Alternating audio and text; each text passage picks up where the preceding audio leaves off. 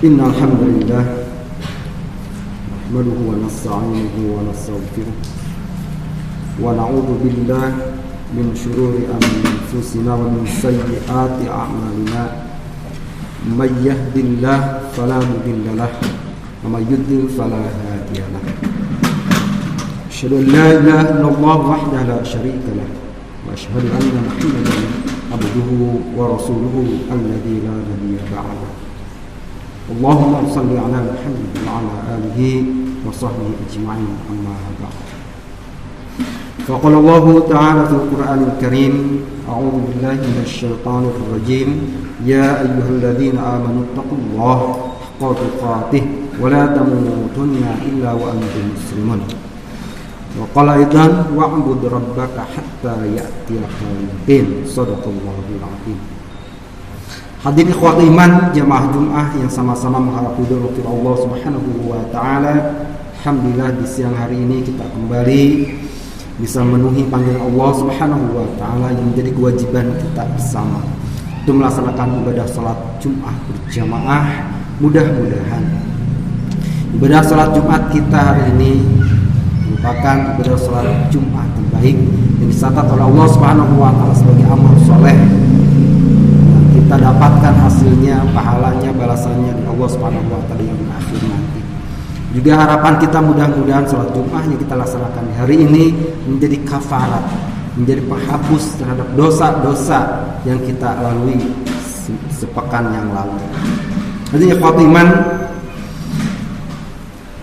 fenomena yang kita saksikan di hari-hari ini sungguh luar biasa. Kadang kita harus merasa takut, khawatir, dan mencekam. Di mana angka kematian, khususnya di Jakarta, umumnya di seluruh tanah air, belakangan ini meningkat luar biasa. Kita saksikan pemakaman umum yang ada di Rorotan luar biasa. Setiap hari konon katanya kita mendapatkan informasi dari beberapa media. Setiap hari tidak kurang dari 100 jenazah katanya masuk ke kuburan Rorotan itu. Lalu bagaimana sikap kita sebagai kaum muslimin menyikapi itu semua? Perlu disampaikan dalam kesempatan ini salah satu dialog yang pernah terjadi antara Sayyidina Ali radhiyallahu anhu dengan sahabatnya. Ketika itu Sayyidina Ali ditanya oleh sahabatnya, "Wahai Ali, takutkah Anda menghadapi kematian?" Pertanyaannya sederhana seperti itu. Takutkah Anda menghadapi kematian? Kata Sayyidina Ali, tidak. Karena takut atau tidak aku menghadapi kematian, kematian pasti akan datang. Takut atau tidak menghadapi kematian tidak akan mempercepat atau memperlambat kematian itu datang.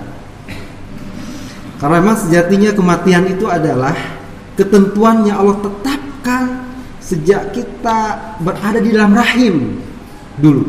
Allah telah menentukan kapan kita akan menemui kematian itu. Tapi kemudian kata Sayyidina Ali, kalaupun harus ada yang aku takutkan, bukan kematiannya itu, tetapi kehidupan apa yang aku alami setelah kematian itu. Ikhwatul iman, inilah pelajaran berharga buat kita semua. Yang harus kita pikirkan bukan kematiannya itu sendiri, tapi kehidupan apa yang akan kita hadapi, akan kita rasakan, akan kita alami setelah kematian itu. Ini yang mesti kita waspadai. Ini ikhwatul iman.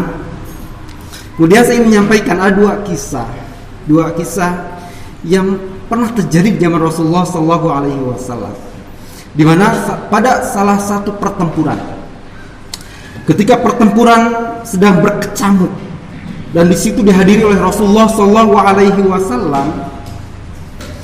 tiba-tiba Rasulullah SAW dihampiri oleh seorang Yahudi. Seorang Yahudi menghampiri Rasulullah SAW, "Wahai Muhammad," tanya Yahudi itu, "apa yang akan saya dapatkan jika saat ini saya ikrar mengucapkan 2 kalimat syahadat sebagai bukti saya memeluk agama Islam?" Kata Rasulullah SAW, "Lakal jannah, untukmu surga." Jadi ikhwat iman, seorang Yahudi ketemu Rasulullah dan dia menyanyikan seperti itu. Kemudian apa sikap orang Yahudi tadi? Kalau begitu, saksikanlah wahai Muhammad, saat ini juga aku mengikrarkan 2 kalimat syahadat. Dia mengatakan asyhadu an la ilaha illallah wa asyhadu anna Muhammadar Rasulullah. Dia ikrar 2 kalimat syahadat. Ketika itu, rupanya Yahudi itu membawa 2 butir kurma. Yang satu butir diserahkan kepada Rasulullah SAW, dan yang satu lagi dia makan. Perang sedang berkecamuk, dia pergi minta izin pada Rasulullah SAW untuk bergabung dengan kaum muslimin menghadapi kaum kufar Quraisy ketika itu. Dia menghunus pedang, lari, gabung dengan kaum muslimin. Singkat cerita, usai pertempuran seperti biasa, para sahabat Rasulullah SAW mengumpulkan para syuhada yang gugur pada pertempuran itu. Setelah terkumpul, Rasulullah SAW memeriksa satu persatu siapa yang syahid dalam pertempuran itu. Rasulullah melihat Yahudi yang tadi baru mengikrarkan 2 kalimat syahadat gugur dan dipisahkan oleh para sahabat. Kemudian Rasulullah bertanya, wahai sahabat, kenapa orang ini dipisahkan? Ya Rasulullah, dia orang Yahudi. Kata Rasulullah, bukan, dia seorang muslim berjuang bersama barisan kita. Kata Rasulullah, buka mulutnya.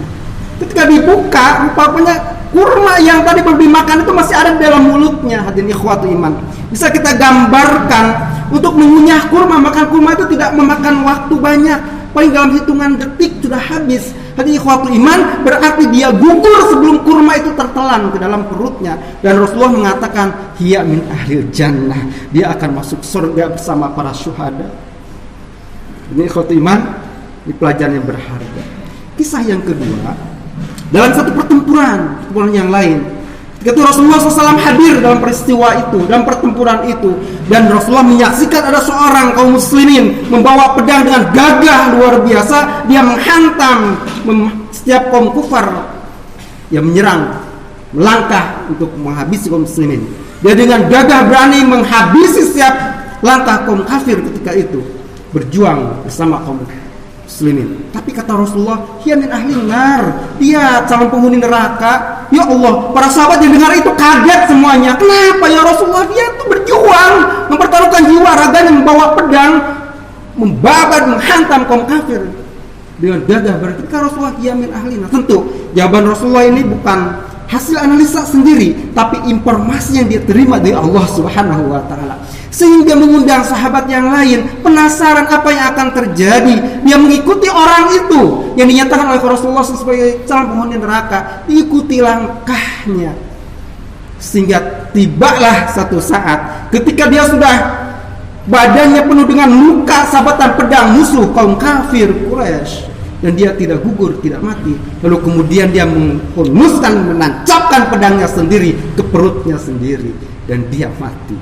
Sahabat yang menyaksikan tadi baru dia sadar. Dia kembali kepada Rasulullah SAW. Ya Rasulullah, aku bersaksi bahwa kau Rasulullah, dan aku akan mengabarkan apa yang aku lihat dengan kepala saya sendiri. Hadirin ikhwati iman, ternyata apa yang katakan Rasulullah SAW, dia mati dan menjadi ahli nar karena dia berjuang di jalan Allah, dan dia gugur bukan karena sabetan pedang musuh, tapi karena dia menusukkan pedangnya kepada perutnya sendiri, sehingga Rasulullah mengatakan hiya min ahli nar, dia akan menjadi penghuni neraka. Barakallahu li wa lakum fil Qur'anil Karim wa nafa'ni tilawatahu innahu huwas samiul alim.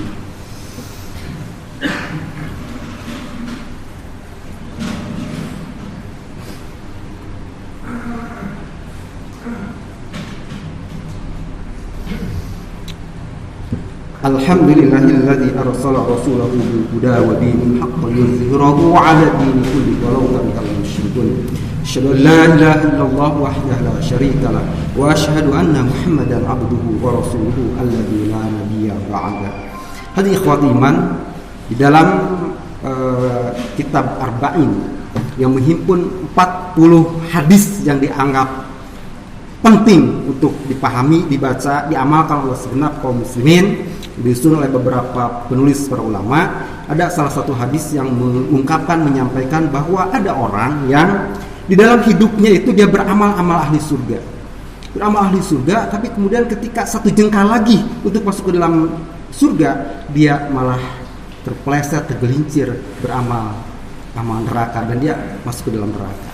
Lalu kemudian ada lagi orang yang dalam kehidupannya beramal amal neraka sehingga sampai satu hasa lagi, satu jengkal lagi akan masuk ke dalam neraka, tapi kemudian dia dapat hidayah dan dia beramal ahli surga dan mengakhiri hidupnya dengan amal ahli surga dan dia dinyatakan sebagai ahli surga. Itulah gambaran dua peristiwa tadi yang terjadi dalam pertempuran dalam Rasulullah SAW. Peristiwa seperti itu maha benar ya, apa yang disampaikan oleh Rasulullah SAW. Innamal a'malu bil khawatim, kata Rasulullah, amal itu ditentukan di ujungnya, di akhirnya. Hadirin ikhwatu iman, oleh karena itulah kita sering dengar ada yang husnul khatimah, ada yang su'ul khatimah. Ada orang yang menutup kehidupannya ini dengan amal-amal yang terbaik, dan ada orang yang menutup kehidupannya ini dengan amal yang buruk. Hadirin ikhwatu iman, tentu yang menjadi harapan dan cita-cita kita bisa menutup kehidupan ini dengan kebaikan, dengan amal-amal baik, karena itu yang akan sangat menentukan baik buruknya nasib kita di yaumil akhir nanti.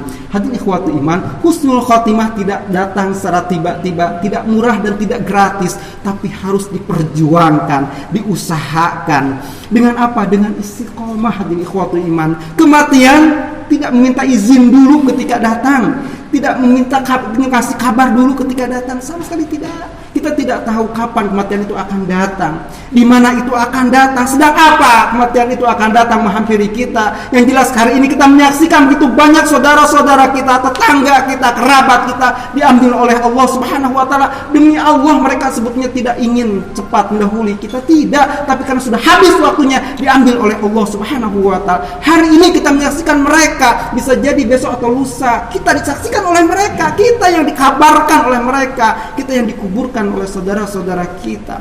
Perjuangan kita istiqomah dalam kebaikan, istiqomah dalam kebaikan, agar ketika Allah mengambil kita, habis usia kita dalam husnul khatimah. Itu yang akan menentukan nasib kita yaumil akhir nanti. Wa'bud rabbaka hatta ya'tiyakal yakin, kata Allah. Beribadah kepada Allah terus menerus sehingga sampai datangnya kematian. Jangan lengah kematian selalu menunggu kita, menanti kita, menghampiri kita kapan dan dimanapun. Wala tamutunna illa wa antum muslimun. Selalu ingatkan oleh setiap khatib dalam Jumat, wala tamutunna illa wa antum muslimun. Jangan sampai kematian menghampiri kita ketika kita tidak sedang berserah diri kepada Allah Subhanahu wa taala. Upayakan, usahakan ketika maut menghampiri kita sedang berserah diri kepada Allah Subhanahu wa taala. Kita sedang Islam kepada Allah Subhanahu wa taala. Mudah-mudahan Allah memberikan anugerah kepada kita husnul khatimah. Mudah-mudahan Allah membimbing langkah kita menuju husnul khatimah agar kita selamat nanti di yaumil akhir. Akhirnya bila kita sama-sama mohon kepada Allah Subhanahu wa taala agar Allah mengampuni semua dosa dan khilaf kita. Allah mengarahkan, membimbing kita menelusuri, melangkahi sisa hidup kita di jalan yang tentu diridhoi Allah Subhanahu wa taala. Allahumma ighfir lil muslimina wal muslimat wal mu'minina wal mu'minat al ahya'i minhum wal amwat innaka samiun qaribun mujibud da'wat ya qadiyal hajat. Rabbana la tuzigh qulubana ba'da idh hadaytana wa hab lana min ladunka rahmah innaka antal wahhab. Rabbana hab lana min azwajina wa dhurriyyatina qurrata a'yun waj'alna lil muttaqina imama. Rabbana taqabbal minna innaka antas samiul alim wa tub 'alaina innaka antat tawwabur rahim. Rabbana atina fid dunya hasanah wa fil akhirati hasanah wa qina adzabannar.